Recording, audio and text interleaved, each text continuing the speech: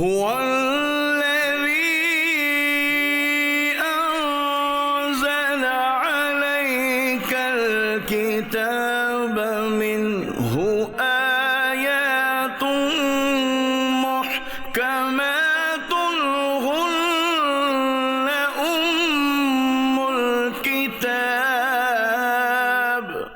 وہی ہے جس نے تم پر یہ کتاب اتاری، اس کی کچھ آیتیں صاف معنی رکھتی ہیں، وہ کتاب کی اصل ہیں۔ الحمدللہ رب العالمین، والصلاة والسلام علی سید الانبیاء والمرسلین، اما بعد فاعوذ باللہ من الشیطان الرجیم، بسم اللہ الرحمن الرحیم۔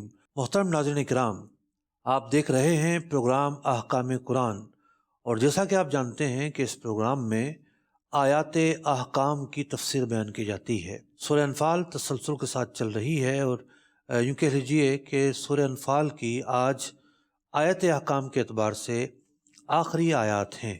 اگلے پروگرام سے اللہ نے چاہا تو سورہ توبہ شروع ہوگی، اور سورہ توبہ میں آنے والے جو آیات احکام ہیں ہم ان کی تفسیر بیان کریں گے۔ قرآن مجید فرقان حمید کی ایک خصوصیت یہ بھی ہے کہ قرآن کریم عہد نبوی کی جو ایک جھلک ہے ہمارے سامنے رکھتا ہے۔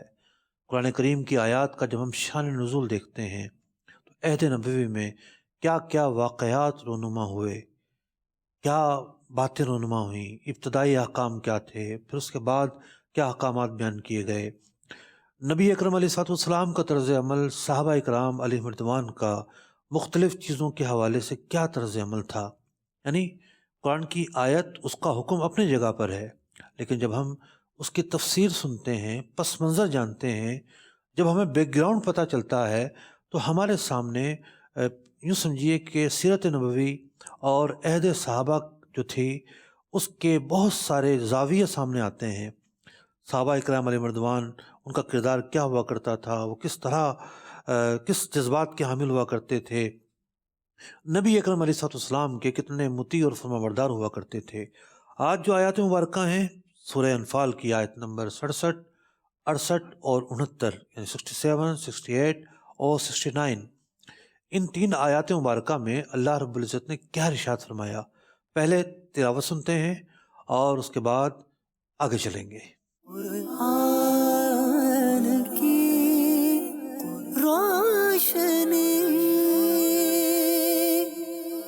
ما كان لنبي أن يكون له أسرى حتى يثخن في الأرض تريدون عرض الدنيا والله يريد الآخرة والله عزيز حكيم۔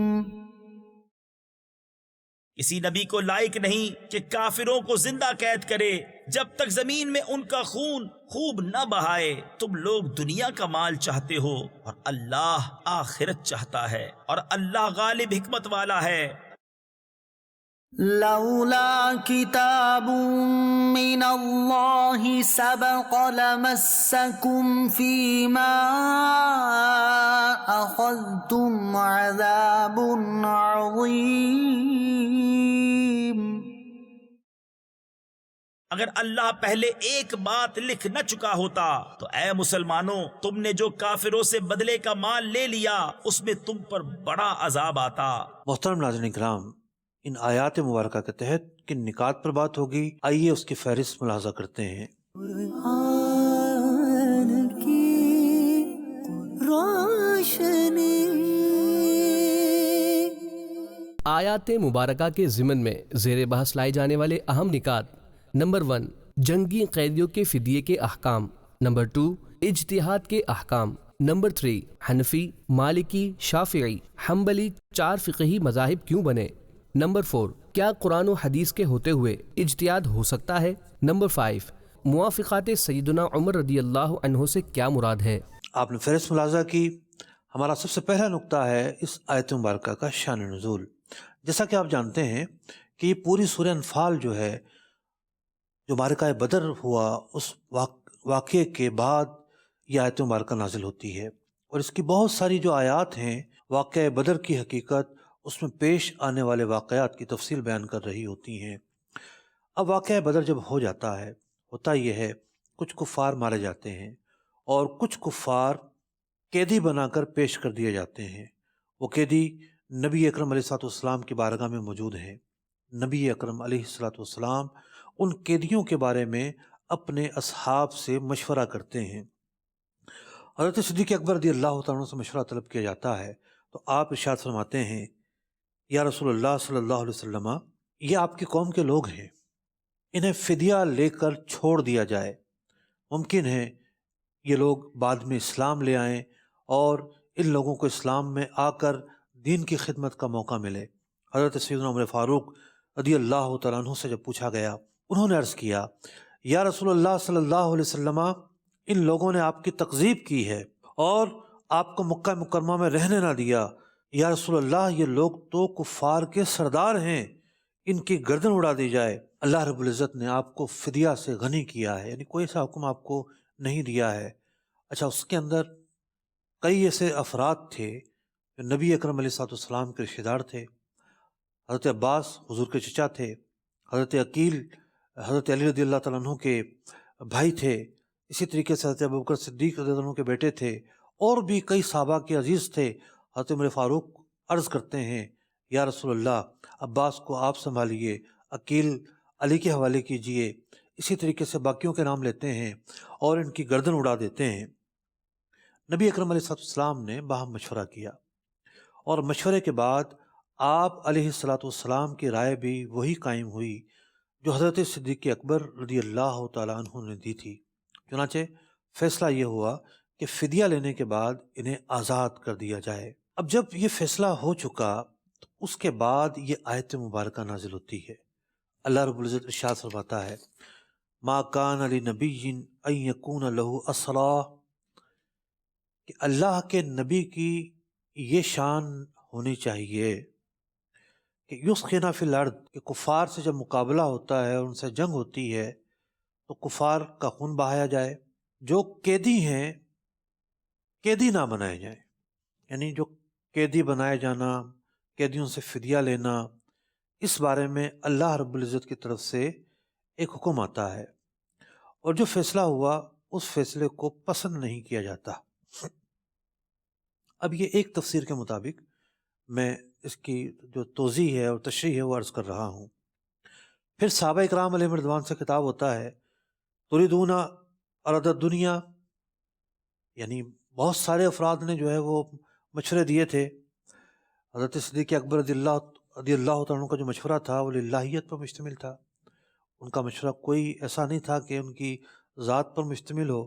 عین ممکن ہے کہ بعض لوگوں نے جو ہاں میں ہاں ملائی ہو تو ان کی نیت اور ان کی غرض کچھ اور ہو، تو اللہ تعالیٰ ارشاد فرماتا ہے کہ تم نے، یعنی بعض اصحاب کی طرف اشارہ ہے، دنیا کو ترجیح دی، واللہ یرید الآخرہ، اللہ رب العزت تمہارے لیے آخرت کو پسند فرماتا ہے، واللہ عزیز حکیم، بلا شبہ اللہ تعالیٰ غالب حکمت والا ہے۔ اس اقدام کو ناپسند کیا گیا۔ واضح رہے کہ قرآن مجید فرقان حمید کی اس تعلق سے اس سے پہلے تعلیمات نہیں تھی، کوئی اللہ کا حکم نہیں تھا، کوئی اشارہ بھی نہیں تھا۔ ایک آزمائش تھی کہ دیکھیں اب یہ کیا طے کرتے ہیں، تو جو طے کیا اس بات کو ترجیح نہیں دی گئی۔ لیکن ایسا نہیں ہوا کہ جب یہ آیت مبارکہ نازل ہوئی ہو تو مسلمانوں نے اپنا فیصلہ بدل دیا ہو، بلکہ ایک کیفیت تھی، یعنی اللہ رب العزت نے کچھ امور بندوں کے سپرد کیے ہیں، جب وہ کرتے ہیں تو ان کی جو دونوں جانبیں ہیں وہ دونوں جانبیں ہی درست ہوتی ہیں۔ اگر وہ درست نہ ہوتی تو لازمی طور پر فدیہ لینے کا جو معاملہ تھا وہ منسوخ کر دیا جاتا، وہ ڈیل کینسل کر دی جاتی، وہ ڈیل اپنی جگہ پر برقرار رہی۔ در حقیقت یہ ایک اجتہاد تھا، یعنی اپنے رائے کے ساتھ ان حضرات قدسیہ نے ایک بات پر عمل کیا، اور پھر اس بات کے تعلق سے قرآن پاک نے کچھ اور بیان کیا۔ جب اللہ رب العزت کی مشیت واضح ہوتی ہے تو حضرت صدیق اکبر رضی اللہ تعالیٰ عنہ، نبی اکرم علیہ الصلوۃ والسلام بیٹھے رو رہے ہوتے ہیں، آنسو بہا رہے ہوتے ہیں، اللہ تعالیٰ کا خوف، اللہ تعالیٰ کی خشیت، اس کا عالم دیکھیے۔ حضرت عمر فاروق رضی اللہ تعالیٰ عنہ بھی آتے ہیں، یا رسول اللہ کیا ماجرا ہے؟ ماجرا پتہ چلتا ہے، یعنی اللہ رب العزت کا پسندیدہ جو فیصلہ تھا وہ کچھ اور تھا۔ جب یہ بات پتہ چلی تو یہ تمام کے تمام حضرات جو ہیں وہ غمگین ہوتے ہیں۔ بات یہاں پر یہ ہے کہ ہمیں یہاں بہت کچھ سیکھنے کو ملتا ہے۔ اس آیت مبارکہ کے پس منظر میں ایک دوسری تفسیر بھی ہے۔ دوسری تفسیر یہ ہے کہ قرآن مجید فقان حمید نے ایک بات واضح طور پر بیان کی ہے کہ جب اللہ کا نبی میدان میں اترے، نبی کی تو ایک شان ہوتی ہے، نبی تو تمام بہادروں کا سردار ہوتا ہے، تو پھر وہ میدان ایسا نہیں ہونا چاہیے کہ اس میدان میں دشمن کا خون نہ بہے۔ تو بعض علماء نے یہ لکھا، خاص کر امام ماتریدی رحمۃ اللہ تعالیٰ علیہ نے، اسی طریقے سے حضرت کاظم شاہ صاحب رحمۃ اللہ تعالیٰ علیہ کے تعلق سے بھی اسی تفسیر کو بیان کیا گیا۔ کہتے ہیں کہ یہ ایک عمومی حکم تھا، کیونکہ جنگ بدر میں اس آیت کا جو مفاد ہے اس پر عمل کر لیا گیا تھا، اور کفار کا خون وہاں بہا دیا گیا تھا۔ تو ایسا نہیں ہے کہ اس پر عمل نہ کیا گیا ہو، بلکہ یہ تو ایک عمومی حکم کے طور پر، ایک تعلیمات کے طور پر یہ بات بیان کی گئی تھی کہ اللہ کا نبی جب مارکے میں اترے تو پھر یہ کیفیت ہونی چاہیے، اور اس پر عمل ہو چکا تھا۔ یسخینا فی الارض پر عمل ہو چکا تھا۔ تو بعض علماء تو یہ اس طرف گئے کہ یہاں عتاب کی کوئی بات ہی نہیں تھی، لیکن زیادہ تر مفسرین جو ہیں انہوں نے پہلی تفسیر ہی کو اختیار کیا ہے، اور یہی وجہ ہے کہ ہم نے اولاً اسی تفسیر کو بیان کیا۔ اب یہاں پر ضمنی نکات بہت سارے بیان کیے گئے۔ ایک نقطہ یہ بیان کیا گیا کہ نبی اکرم علیہ الصلوۃ والسلام کی سیرت مبارکہ کے اندر ایک بات نمایاں ہو کر ہمیں یہ ملتی ہے کہ آپ اپنے اصحاب سے مشورہ فرماتے ہیں، اور خود قرآن کریم فرقان حمید نے نبی اکرم علیہ الصلوۃ والسلام کو یہ حکم دیا ہے۔ چنانچہ سورہ آل عمران میں ارشاد ہوتا ہے وَشَاوِرْهُمْ فِي الْأَمْرِ، اے محبوب علیہ الصلوۃ والسلام آپ اپنے اصحاب سے مشورہ کیجئے۔ ہم دیکھتے ہیں کہ جب غزوہ خندق کا موقع آتا ہے تو حضور جنگ کی حکمت عملی طے کرتے ہیں، اور صحابہ اکرام علیہم رضوان سے رائے طلب کرتے ہیں۔ حضرت سلمان فارسی وہ فرد ہوتے ہیں جو یہ مشورہ دیتے ہیں کہ یا رسول اللہ، میں نے فارس کے لوگوں کو اس طریقہ کار سے جنگ کرتے دیکھا ہے، یہ ان کی حکمت عملی ہوتی تھی کہ وہ خندقیں کھود لیا کرتے تھے۔ تو ان کے مشورے پر نبی اکرم علیہ السلام خندق کھودتے ہیں۔ اور خود صحابہ کی کیا شان ہے، قرآن پاک میں ارشاد ہوا وَأَمْرُهُمْ شُورَى بَيْنَهُمْ، اور ان کی شان یہ ہے کہ ان کے کام مشاورت سے ہوتے ہیں۔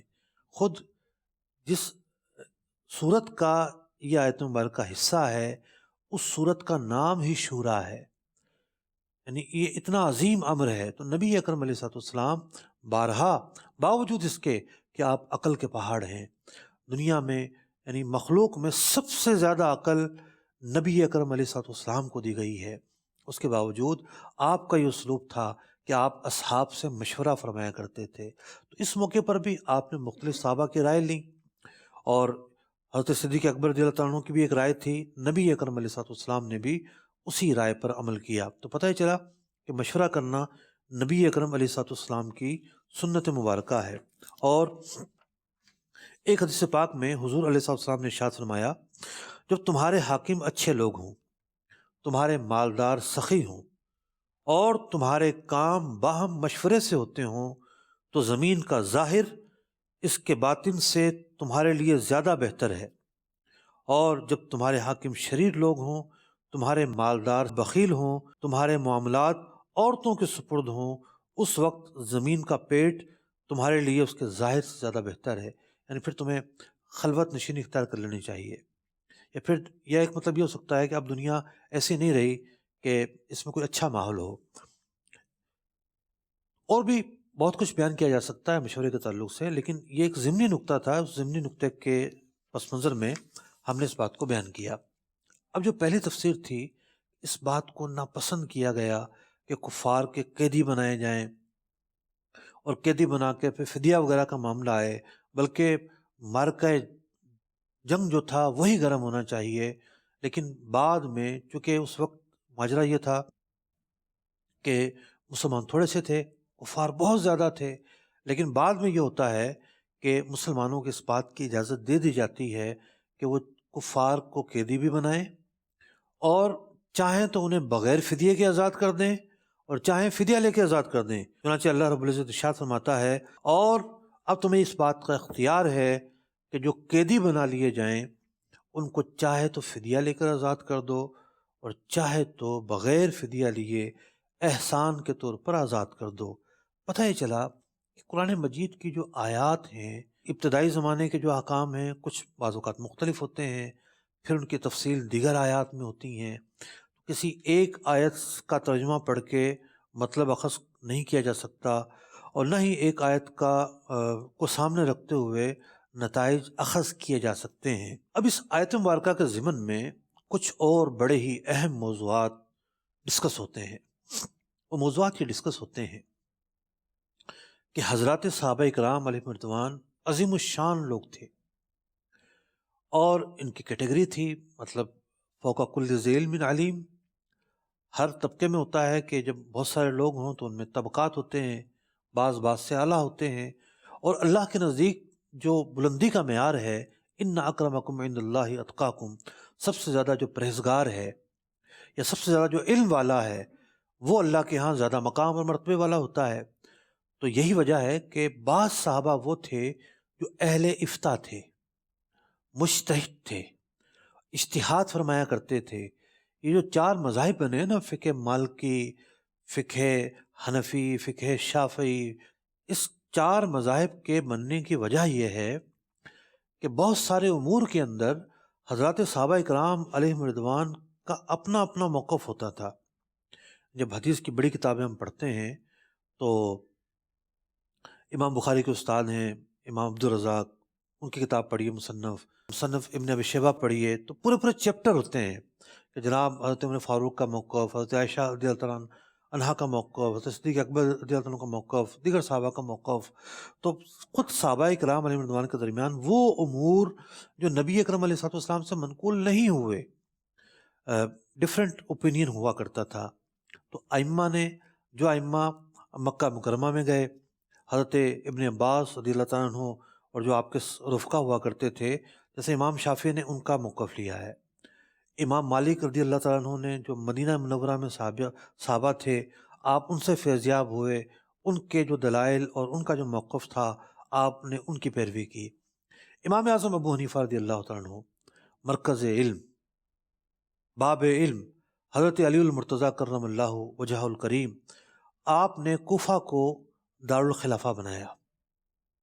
حضرت علی خود وہاں تشریف فرما ہوئے، بڑے بڑے صحابہ وہاں تشریف فرما ہوئے۔ حضرت ابن مسعود رضی اللہ تعالیٰ عنہ نبی اکرم علیہ السلام کے ساتھ وہ اتنا شدت کے ساتھ، یعنی اتنا التزام کے ساتھ رہا کرتے تھے اور اتنا گہرا تعلق تھا کہ انہیں صاحب النالین والوسادہ کہا جاتا تھا، کہ حضور علیہ السلام کے نالین شریف اور تکیہ ہر وقت ان کے ساتھ ساتھ ہوتا تھا۔ حضرت ابن مسعود جیسے جلیل القدر صحابی کوفہ میں رہا کرتے تھے۔ امام اعظم ابو حنیفہ جو کہ تابعی ہیں، صحابہ کی زیارت کی ہے، انہوں نے حضرت سیدنا ابن مسعود رضی اللہ تعالیٰ عنہ اور جو دیگر جلیل القدر صحابہ تھے، ان کے جو تعلیمات تھیں انہوں نے ان سے حصہ پایا۔ تو یہ جو چار ائمہ ہیں، ان کا جو موقف ہے حقیقت میں وہ صحابہ اکرام علیہم رضوان کے اختلاف کے گرد گھومتا ہے۔ کوئی یہ موقف نفسانی موقف نہیں تھا، کوئی ذاتی موقف نہیں تھا، کوئی ذاتی اناد نہیں تھی، یہاں پر کوئی عصبیت نہیں تھی، کوئی تعصب نہیں تھا، ایک ذوق اور دلائل جن کا انہوں نے اتباع کیا، اور یہ تمام کے تمام حضرات خود بڑے بڑے مجتہد تھے، بڑے بڑے امام تھے۔ تو انہوں نے صحابہ اکرام علیہم رضوان کے ڈفرینس آف اوپینین سے فائدہ اٹھاتے ہوئے ڈفرینٹ موقف اپنایا۔ آپ کہیں گے امام احمد بن حنبل کی بات نہیں ہوئی۔ امام احمد بن حنبل چونکہ زمانے کے اعتبار سے کچھ بعد کے ہیں، آپ نے جو ہے وہ امام شافعی سے سیکھا اور دیگر حضرات سے سیکھا، تو پھر انہوں نے بھی کچھ صحابہ کی پیروی کی۔ تو صحابہ اکرام علیہم رضوان میں بھی اجتہاد ہوا کرتا تھا۔ ایک واقعہ ملتا ہے کتابوں میں، مسلم شریف کی حدیث ہے کہ نبی اکرم علیہ السلام نے ایک موقع پر صحابہ کرام علیہ مردوان کا ایک گروہ جا رہا تھا، فرمایا کہ بنی قریظہ میں جا کر تم نے ظہر کی نماز ادا کرنی ہے۔ اب ایک فرمان سامنے آیا، اس فرمان کی جو انٹرپریٹیشن تھی، جو تعبیر تھی، جو تشریح تھی، اب اس تشریح میں صحابہ کا اختلاف ہو گیا۔ پہلے تو ایمان دیکھیے صحابہ کا کہ ان کو پتا تھا کہ اگر ہم نماز بھی قضا کریں گے حضور کے فرمان کی وجہ سے نافرمانی نہیں ہوگی۔ ہو سکتا ہے کوئی شریعت کا ایسا حکم آ گیا ہو، یہ ان کا حسن عقیدہ ہوا کرتا تھا کہ حضور جو فرمائیں گے وہی حلال ہوگا، جس سے منع فرمائیں گے وہی حرام ہوگا۔ اب ہوا یہ کہ وہ جو بستی بنی قریظہ تھی وہاں پہنچنے میں مطلب فاصلہ زیادہ تھا اور یہ وہاں نہیں پہنچ پا رہے تھے۔ اب آپس میں ان کا اختلاف ہوا۔ کچھ نے کہا کہ حضور نے فرمایا ہے ظہر کی نماز بنی قریظہ میں جا کے پڑھنی ہے، ہمیں راستے کی تو اجازت ہی نہیں ملی ہے۔ کچھ نے کہا کہ نہیں، اصل میں حضور نے جو ہمیں فرمایا تھا اصل مقصد یہ تھا کہ ظہر کے وقت تک پہنچ جانا ہے، اس کا یہ مطلب نہیں ہے کہ ہم نماز ہی نہ پڑھیں۔ یہ ڈفرینس آف اوپینین یہاں قائم ہوتا ہے۔ صحابہ اکرام کے دو موقف، کچھ نے نماز نہیں پڑھی، حضور نے فرمایا تھا وہاں جا کے پڑھنی ہے، انہوں نے قضا وہاں جا کے پڑھی۔ کچھ نے راستے میں پڑھ لی تھی کہ نہیں، آپ کی مراد یہ تھی کہ وہاں پہنچنا ہے ظہر کے وقت میں، انہوں نے یہیں پڑھ لی۔ یہ دونوں گروہ پلٹتے ہیں اور پلٹ کر نبی اکرم علیہ السلام کی بارگاہ میں ماجرا پیش کرتے ہیں۔ تو حضور اکرم علیہ السلام نے کسی ایک کو یہ نہیں فرمایا کہ تم نے غلط کیا، بلکہ آپ علیہ السلام نے ان کے اجتہاد کو برقرار رکھا۔ محترم ناظرین کرام، ایک بڑا ہاٹ ٹاپک ہے اجتہاد، لیکن حقیقت یہ ہے کہ کچھ لوگوں کو بنیادی باتیں بھی نہیں پتہ ہوتی اور آ جاتے ہیں جی ہم تو اجتہاد کر رہے ہیں۔ جناب اجتہاد تو کرنا آسان کام تھوڑی ہے۔ آیات کا شان نزول، آیات کی تشریح، آیات کے نزول کے زمانے میں جو لغت تھی وہ لغت، ایک ایک حدیث، ہزاروں حدیثیں موجود ہیں، بخاری کی حدیثیں نہیں پتہ ہوتی ہیں، مسلم کی نہیں پتہ ہوتی، ٹھیک ہے، کتنی موجود ہیں، کتنی وہ ہیں جو کتابیں آج تک نہیں چھپیں، قلبی نسخوں میں موجود ہیں، پرنٹ نہیں ہوئی۔ تو لاکھوں حدیثوں کا یاد ہونا، امام بخاری رحمۃ اللہ تعالیٰ علیہ کو لاکھوں صحیح حدیثیں یاد تھیں، ساری بخاری میں تھوڑی ہیں۔ کہنے کا مقصد یہ ہے کہ وسعت علم اتنی زیادہ ہو کہ جو اجتہاد کی شرائط کو پورا اترے، تو پھر بندہ کہتا ہے وہ اچھا لگتا ہے کہ میں نے اجتہاد کیا ہے یا فلاں نے اجتہاد کیا ہے۔ یہاں مطلب کہ یوں سمجھیے کہ بنیادی اہلیت تو ہوتی نہیں ہے، بات ہو رہی ہوتی ہے اجتہاد کی، تو یہ ایک غلطی ہوتی ہے۔ اجتہاد وہ اجتہاد تھا جو ائمہ مجتہدین نے کیا ہے، امام اعظم، امام شافعی، امام مالک، امام احمد بن حنبل، تشریح انہوں نے بیان کر دی اور یہ سب کے سب حق پر تھے۔ اب جو ان کی پیروی کرتا ہے کسی ایک کی، وہ حق پر ہوگا، لیکن ان کی پیروی سے ہٹ کر کوئی اب نئی جو تشریح ہے کی گنجائش باقی نہ رہی۔ ہاں باقی ان معنی میں تھی جیسا کہ حضرت امام سفیان بن عیینہ رضی اللہ تعالیٰ عنہ اور ایک آدھ اور بھی مجتہدین گزرے ہیں، ان کا مذہب آگے نہیں چل سکا، درجہ اجتہاد پر فائز تھے وہ۔ لیکن اجتہاد کوئی عام ٹاپک نہیں ہے، یعنی علماء نے اس آیت کے تحت ایک مسئلہ بیان کیا کہ دیکھیں یہ نزول قرآن کا اجتہاد تھا، کوئی پہلے سے حکم موجود نہیں تھا، صحابہ کرام نے ایک رائے اپنائی، پھر اللہ تعالیٰ نے ارشاد فرمایا کہ یہ بہتر تھا۔ لیکن جب قرآن نازل ہو چکا، حدیث بیان ہو چکی، اب اگر کوئی کسی کو نہیں ملتی، کوئی حدیث سامنے نہیں تھی اس کے، بعد میں اسے پتہ چلتا ہے کہ اس بارے میں تو حدیث موجود ہے، اس پر لازم ہے کہ اپنے قول سے پیچھے ہٹے، اگر وہ مجتہد بھی تھا۔ اسی لیے امام اعظم ابو حنیفہ رضی اللہ تعالیٰ عنہ فرماتے ہیں اذا صح الحدیث فهو مذہبی، اگر صحیح حدیث موجود ہو تو وہی میرا مذہب ہوگا، میری رائے پر وہ فوقیت رکھے گا۔ یعنی امام اعظم ابو حنیفہ رضی اللہ تعالیٰ عنہ نے جو احکام بیان کیے، ایسا نہیں ہے کہ وہ احکام حدیث سے ہٹ کر ہوں، حدیث ہی کی روشنی میں ہے، ایک مبالغے کے طور پر آپ نے بات ارشاد فرمائی ہے۔ اجتہاد کے تحت بھی اس آیت مبارکہ کے تحت بہت ساری چیزیں بیان ہوئیں۔ ایک اور بڑا دلچسپ موضوع ہے جو ان آیات مبارکہ کے تحت بیان ہوتا ہے، وہ موضوع یہ ہے کہ بعض علماء نے پوری کتابیں لکھی ہیں، جیسا کہ حضرت فیض احمد اویسی صاحب رحمۃ اللہ تعالی علیہ، انہوں نے پوری ایک کتاب لکھی ہے۔ وہ آیات کہ حضرت سیدنا عمر فاروق رضی اللہ تعالیٰ عنہ نے خواہش کا اظہار کیا، یا رسول اللہ ایسا ہونا چاہیے، اور اللہ تعالیٰ نے آیت نازل فرما دی، اور اس آیت میں وہی حکم نازل ہوا جو حضرت عمر فاروق رضی اللہ عنہ جس کی حسرت فرمایا کرتے تھے یوں ہو جانا چاہیے. جیسا کہ ایک موقع پر عرض کیا یا رسول اللہ یہ مقام ابراہیم ہے، کیوں نہ ہم اس جگہ کو مصلی بنا لیں. آیت مبارکہ نازل ہو جاتی ہے واتخذوا من مقام ابراہیم مصلی، مقام ابراہیم کو جائے نماز بنا لو. کئی اور مواقع پر مطلب پوری جو ہے ایک لمبی لسٹ علماء نے لکھی ہے کہ حضرت عمر فاروق رضی اللہ عنہ کی خواہش ہوئی، آیت مبارکہ نازل ہو گئی. تو اس موقع پر بھی جو آیت نمبر 67 ہے، جو رائے حضرت سیدنا عمر فاروق رضی اللہ عنہ کی تھی، جب آیت مبارکہ نازل ہوتی ہے تو اس رائے کو پسندیدہ قرار دیا گیا. تو یہ ایک موضوع کہلاتا ہے موافقات عمر، کہ حضرت عمر فاروق رضی اللہ عنہ کی جو خواہش رہی اسی کے تحت آیت مبارکہ نازل ہوئی. یہ جو رسالہ ہے حضرت فیض احمد اویسی صاحب رحمۃ اللہ تعالی علیہ کا پڑھنے سے تعلق رکھتا ہے. اس میں وہ تمام آیات جمع کی گئی ہیں. حضرت شریف فلک احمدی صاحب رحمۃ اللہ تعالی علیہ نے نزہۃ القاری کی پہلے جلد میں بڑی تفصیلی اس موضوع پر گفتگو کی ہے، وہ حصہ بھی پڑھنے سے تعلق رکھتا ہے. جی ہمارے ساتھ مختلف جو ہے وہ طبقہ زندگی سے تعلق رکھنے والے افراد بھی موجود ہیں، ان کے ذہنوں میں بھی کچھ سوالات ہوں گے. جی السلام علیکم ورحمۃ اللہ وبرکاتہ. وعلیکم السلام. میرا سوال یہ تھا کہ جیسا کہ آپ نے فرمایا کہ صحابہ کرام علیہم رضوان کے درمیان بھی اجتہاد ہوا کرتا تھا اور ان میں بھی مجتہدین موجود تھے، تو انہوں نے جو یہ تعلیم حاصل کی حدیث کی اور قرآن پاک کی تفسیر، تو ان کی تعلیم حاصل کرنے کا طریقہ کار کیا ہوا کرتا تھا؟ کیونکہ آج ہم جو علم حاصل کرتے ہیں تو وہ آج کے دور کے حساب سے اس میں کتابیں موجود ہیں. تو نبی کریم صلی اللہ علیہ وسلم نے جو صحابہ کرام کو تعلیم دی اور انہوں نے جو علم دین سیکھا، تو وہ کس طریقے سے اور کس انداز سے یہ سیکھا کرتے تھے؟ دیکھیے صحابہ کرام علیہم رضوان کے مختلف طبقات تھے.